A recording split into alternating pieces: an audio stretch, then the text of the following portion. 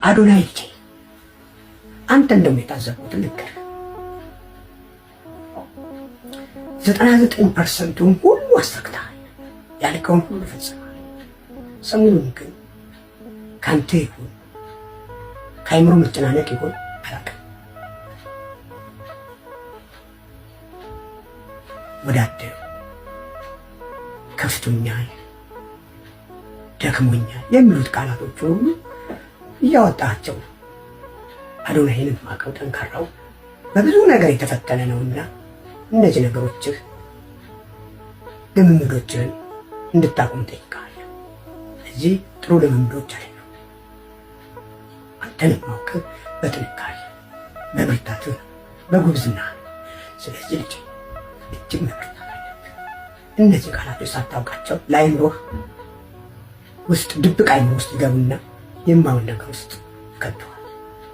ስለዚህ ብርታታችን ተምሳሌታችን እንኳን ለልጆች ለእኛም ለአዋቂዎቹ ለሽማግሌዎቹ ለአዛውንቶቹ አርያ የሆንኩ ወጣት ነህና ገና ጎበዝ ነህና በጉብዝና ወራትም የፈጣሪን ስም የምታመሰግን የምትጠራ የእናታችን የቅድስት ድንግል ማርያም ስም የምትጠራ ማርያም ማርያም ማርያም የምትል ጽሑፍ ድንቅ ልጅ ነህና በተቻለ መጠን ከሰዎቹ ወሬ ርቀህ ከጃኒ ጋር ያ ስትፍለቀለቁ ስትጫወቱ እውነተኛው ፍቅር ሲገለጥ የምናየውን ነገር እንድትቀጥልበት አሳስባለሁ።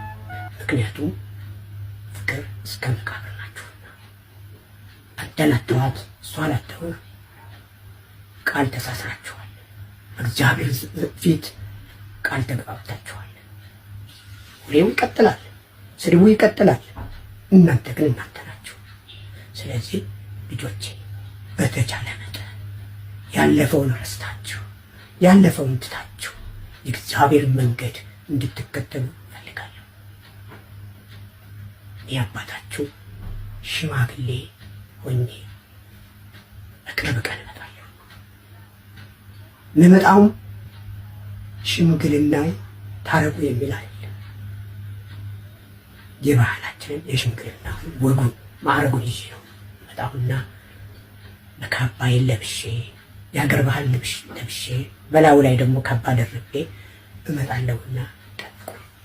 በተረፈ ግን አሁን ደግሜ ለጃኒ እንዳልኳት ውሾቹ ይጮኻሉ፣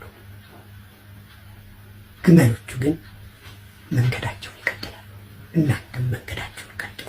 ውሾቹ መጮኻቸውን አያቋርጡ። እግዚአብሔር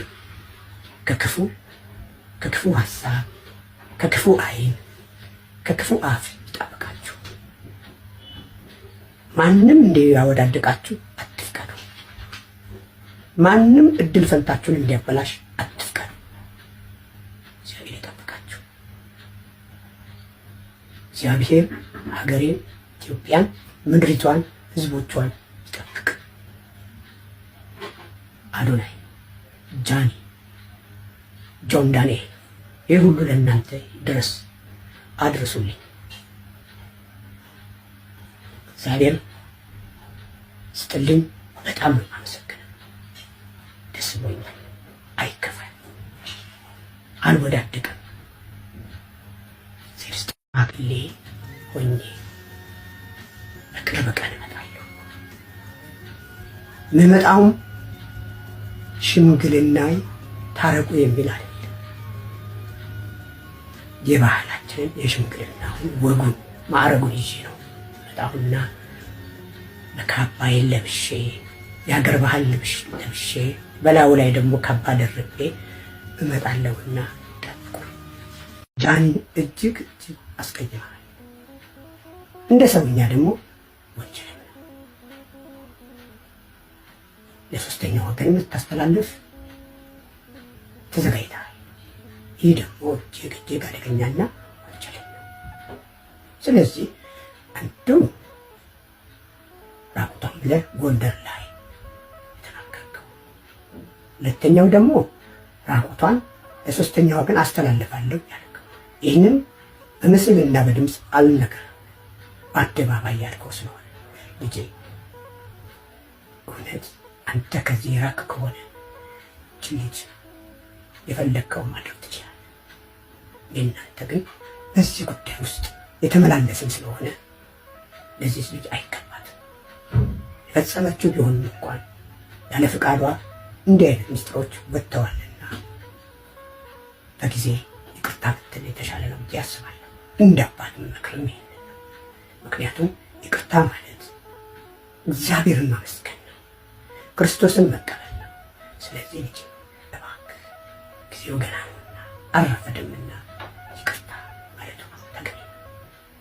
ምክንያቱም እጅግ ከፍቷታል፣ እጅግ ተሰብራለች።